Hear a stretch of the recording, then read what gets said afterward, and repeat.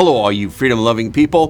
The FBI uncovered the largest healthcare fraud in American history. The Senate started debating amendments to the Big Beautiful Bill, and trade talks with Canada are back on track. Okay, let's get into it. Today, the FBI and the Department of Justice announced the largest healthcare fraud investigation in U.S. history, with nearly $15 billion in reported losses. So far, more than 300 people have been charged in connection with the alleged sweeping scheme. FBI Director Kash Patel said on X that $14.6 billion in losses have been uncovered, with $245 million seized. In a separate post on X, FBI Deputy Director Dan Bongino described the investigation as the largest healthcare fraud investigation in the country's history by the amount of money lost. According to the DOJ, 324 defendants are now facing criminal charges, including 96 doctors, nurse practitioners, pharmacists, and other healthcare workers from across the country. Among those charged, 29 individuals were allegedly part of transnational criminal groups that are accused of submitting around $12 billion in fake health insurance claims.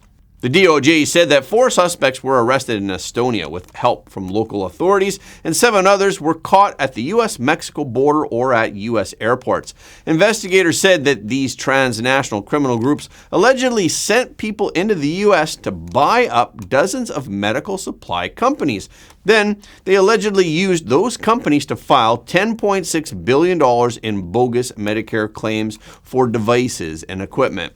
The transnational criminal groups also allegedly used stolen identities from Americans in all 50 states in order to file false claims using fake medical information. And in a separate case, 5 people, including the owners of 2 Pakistan-based marketing firms, were charged in Illinois for a $703 million Medicare fraud scheme. The DOJ said that the group used AI-generated recordings to fake patient consent. Then they stole confidential medical data and sold it to labs and clinics, which then submitted fraudulent Medicare claims.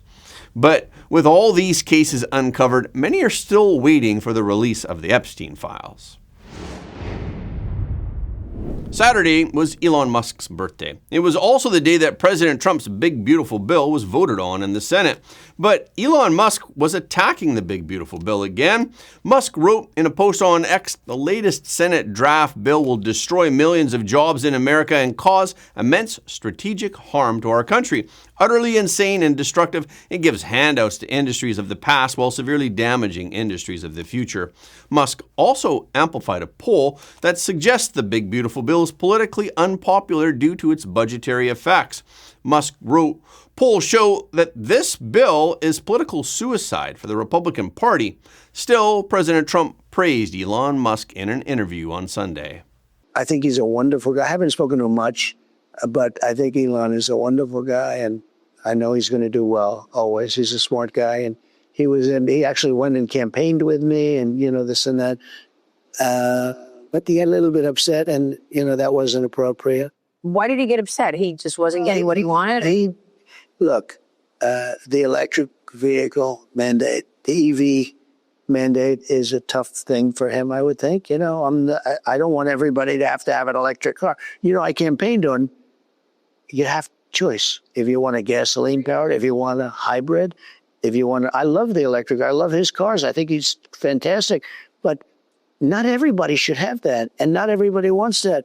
Saturday night at 11:30 p.m., the Great American Tax Reform Act completed its initial vote in the Senate. Senators voted 51 in favor and 49 against the motion to open debate on the bill. The 2 Republican senators who voted against the motion were Senators Rand Paul and Thomas Massie. But the passing of this vote was the first key hurdle for the bill to pass the Senate, and it clears the way for hours of debate in the chamber. The first step taken was the reading of the entire bill on the Senate floor, which took nearly 16 hours. Then today, the Senate started voting on amendments.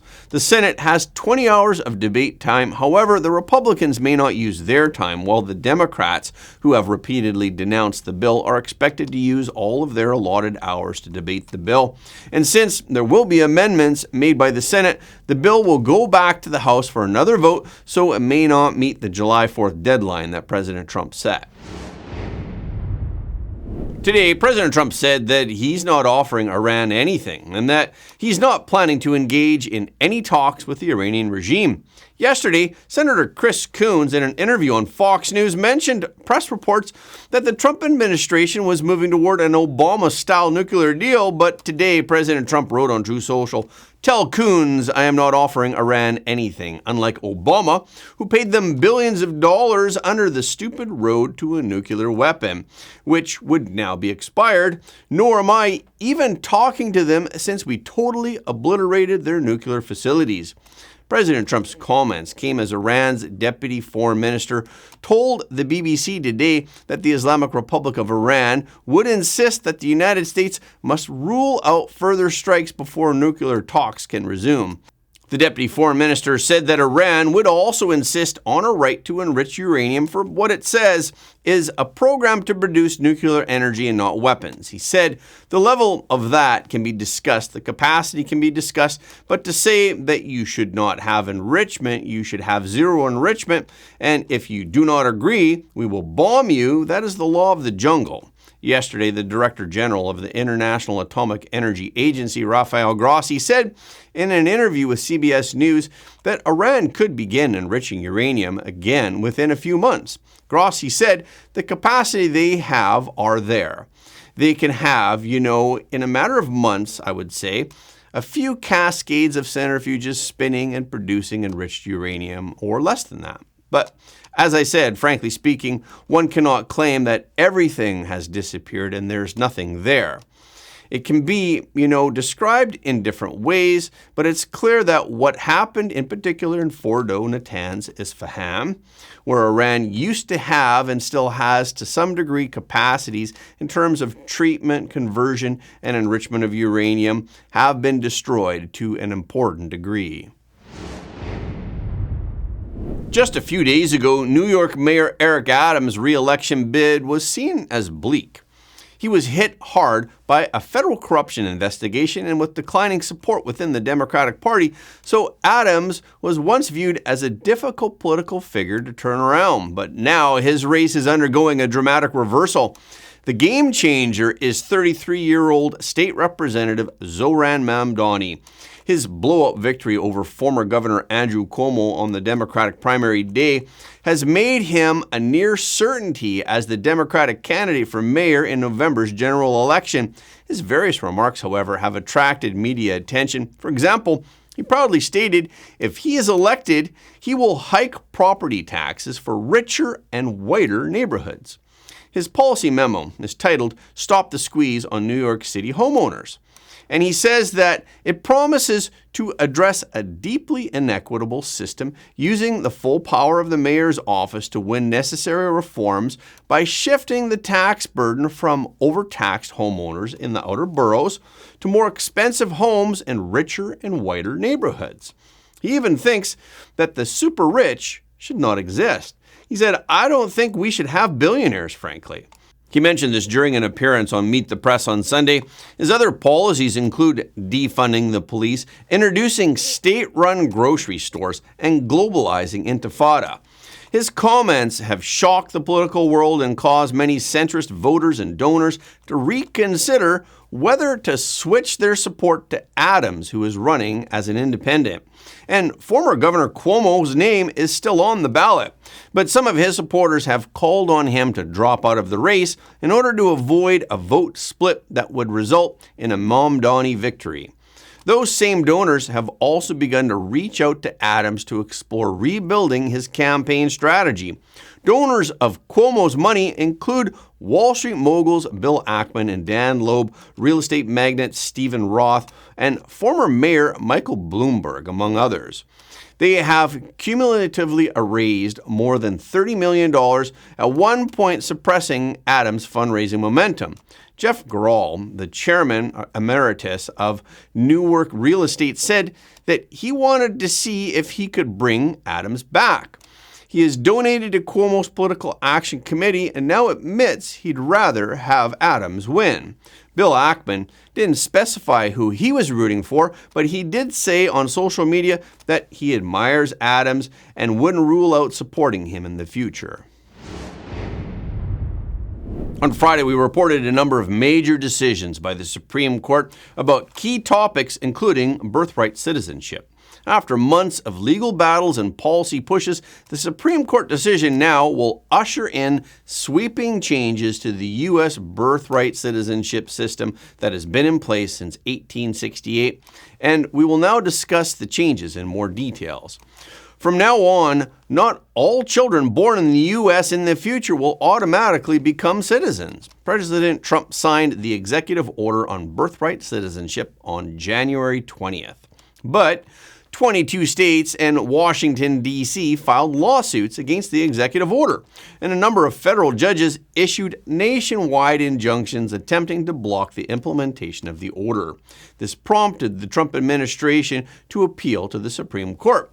The justice's ruling was not about the constitutionality about President Trump's restrictions. Rather, it was about granting the Trump administration's request to limit the scope of injunctions by federal district judges to the states, groups, and individuals that brought the lawsuits. This striking down of the practice of issuing nationwide injunctions in an attempt to block the Trump administration means that someone living in Texas will no longer be ruled by a single court judge in San Francisco. And it affirms that the federal courts do not exercise oversight over the executive branch. So the lower courts are required to revise earlier decisions by setting new standards based on the Supreme Court's rulings. If a lower court determines that its previously issued nationwide injunctions are no longer in effect, they may remain in effect only in the District of Columbia or in the 22 individual states that have filed lawsuits against the Trump administration, but they will not be nationwide or outside their district. This was a win for the Trump administration in the lawfare brought against their efforts to deport illegal migrants to third-party countries. As for the remaining 28 Republican states, they have never challenged this Trump policy. Absent a new court challenge, President Trump's birthright citizenship restraining order could go into effect in the remaining 28 states. Because there is still uncertainty for some about the order and the law, University of Virginia law professor Amanda Forrest noted that there are still so many unanswered questions that lower courts must determine now, such as the extent to which the injunctions apply in the states where the lawsuit was filed, so as to not conflict with the Supreme Court decisions. But in any case, the current situation is that the state in which the child is born is more critical than what visas the parents hold. On Friday, President Trump brokered a ceasefire in two more countries, Rwanda and the Democratic Republic of Congo, which have been at war for 3 decades, signed a peace agreement in Washington, D.C. that was witnessed by Secretary of State Marco Rubio. President Trump later met with the two foreign ministers in the Oval Office, and he said that the two countries embark on a new chapter of hope and opportunity. So we're here today to celebrate a glorious triumph, and that's what it is, for the cause of peace. And this is a long time waiting. The signing of a historic peace agreement between the Democratic Republic of the Congo and the Republic of Rwanda. The conflict has continued, and it's been going on for many, many years. It's been going from, I guess they say 30 years. The Great Lakes region of Africa for a long time, and maybe even a time before that. How is the Great Lakes region? Must be beautiful, right? Beautiful, beautiful region, but they had a lot of war, right? A lot of fighting, a lot of death. It's displaced countless people and claimed the lives of thousands and thousands. But today, the violence and destruction comes to an end, and the entire region begins a new chapter of hope and opportunity, harmony, prosperity, and peace. The signing of this peace agreement is expected to bring an end to decades of armed conflict in the eastern Congo. The agreement would include provisions on respect for territorial integrity and the prohibition of acts of war, as well as the disarmament of all non-state armed groups. The conflict in the Congo dates back to 1994, after the genocide in Rwanda, where Hutu militias killed between 500,000 and 1 million ethnic Tutsi, as well as moderate Hutus and Twa indigenous people. When Tutsi-led forces fought back, nearly 2 million Hutus crossed into the Congo fearing reprisals. Next came the invasion of Rwanda and the insurgency of the Rwanda-backed M23 rebel group in the early 2000s, and thousands of people have died and millions have been displaced in a conflict that reignited in 2021 when M23 rebels launched their most recent offensive in the Congo. The Democratic Republic of the Congo's foreign minister urged President Trump to stay committed to peace in the region and to hold leaders in the region accountable. Similar agreements have been made in the past, but they did not materialize in the end. Under the terms of the agreement, Rwanda has pledged to withdraw its troops from the eastern part of the Congo within 90 days, and they will work with the Congo to promote regional economic integration. The U.S. involvement in the peace efforts began earlier this year. President Trump warned of severe penalties, including financial and other aspects, if the agreement is violated. The Rwanda foreign minister said that there is no doubt that the road ahead will not be easy, but with the continued support of the United States and other partners, we believe that a turning point has been reached. The deal is being called a Trump-style agreement by the media. Congo is particularly well known for its supply of cobalt. It produces 80% of the world's cobalt. Once refined, the metal is a key element in almost all modern technology equipment, such as making heat-resistant capacitors in laptop computers, cell phones, and other electronics. The agreement would open the door for U.S. companies to develop key mineral resources, attracting billions of dollars of Western investment to the mineral-rich region. Masad Boulos, President Trump's senior advisor for Africa, said that America is working on mineral agreements with both the Congo and Rwanda. He said, we're negotiating a mineral deal with the DRC, the Democratic Republic of Congo, for critical minerals. Many American companies have shown interest in investing in the DRC. Same thing with Rwanda. Many American companies have shown interest in not only in mining, but also in the midstream and downstream, which will be the processing of minerals. The world's major powers, especially the United States, China, and the European Union, are all vying for these minerals. Many analysts call it a global war of attrition, and the DRC is the place to be. According to the U.S. Council on Foreign Relations, the U.S. has been at a disadvantage in competing with the Chinese Communist Party in key mineral sectors. This is mainly because the CCP controls at least half of the DRC's mineral wealth. But the Congolese are becoming more and more dissatisfied with the program of cooperation with the Chinese Communist Party. Smith Atumba Kishida, a Congolese political analyst and former representative of the African Union Youth Charter, says that if the United States were to enter the DRC's mineral mining sector on a large scale, it would right the wrongs of the DRC's past because the CCP has never been interested in peace in the Congo. But President Trump's intervention offers another option. An alternative that Kishida believes is his people and Americans can win. In that case, then the Chinese Communist Party has lost. An African reporter, Hariana Veris Victoria, spoke with President Trump in the Oval Office. Their conversation sparked a moment of laughter that went viral after President Trump's response to her. President Tshisekedi also mentioned at the end of my interview that when peace finally comes to the Democratic Republic of the Congo, he's thinking to nominate you as a Nobel Prize Peace because he said you deserve, you have been working to bring peace in the world, not only at the Congo, and he's very hopeful to meet you in the future. That's so nice, boy, and that's so beautifully stated. And Caroline said, number one, she did say, and I shouldn't say this because it's politically incorrect, she said, she's beautiful, and you are beautiful. I'm not allowed to say that, that could be the end of my political career, but I'll say it anyway. But you are beautiful, and you're beautiful inside. So I wish I had more reporters like you. You covered Africa for a long time? Yes, for over 10 years. Wow. I covered even your first administration. Yes, I know that. That's great. Well, thank you. That's so nice that you said that. You. Appreciate it. 2 days after President Trump announced that he would end trade talks with Canada over its digital services tax, the DST, Canada has rescinded the tax in order to avoid stalling trade talks with the United States. Yesterday, Canadian Prime Minister Mark Carney announced the removal of the DST. Carney stated, "In our negotiations on a new economic and security relationship between Canada and the United States, Canada's new government will always be guided by the overall contribution of any possible agreement to the best interest of Canadian workers and businesses." Now, removing the tax puts Canada back on track to reach a trade deal with the United States by July 21st.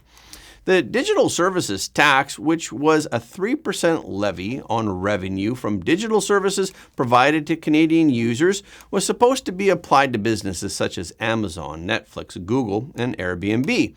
Canada initially proposed the DST in 2021 and framed the tax as an interim measure to apply until an acceptable multilateral agreement comes into effect. Then Canada agreed to pause the implementation of the DST until the end of 2023 and only impose it if no multilateral agreement had come into effect by then. But since the multilateral solution was not reached, the federal government proceeded with the tax. However, after President Trump announced on Friday that he would no longer negotiate a trade deal with Canada because of the DST being brought forward at this juncture, yesterday, Canada announced the removal of the DST. Canadian Minister of Finance François-Philippe Champagne said that the removal would allow trade negotiations with the United States to go forward. And today, Kevin Hassett, the director of the Economic Council in the Trump administration, confirmed that trade talks are absolutely resuming immediately. Hassett told Fox News that President Trump requested the DST's removal when he met with Prime Minister Mark Carney at the G7 summit in Canada on June 16th. Hassett added, "It's something that they've studied, now they've agreed to, and for sure that means that we can get back to the negotiations." And that's a wrap for this episode. Thank you so much for your support of Front Page. Please remember to leave a comment below the video. This is really helping us to be seen all around the world. The more people who watch Front Page, the more freedom-loving people the world will have. And please hit the like button and hit the notification bell after subscribing. And please share this video with your friends and family because everybody deserves to know the truth.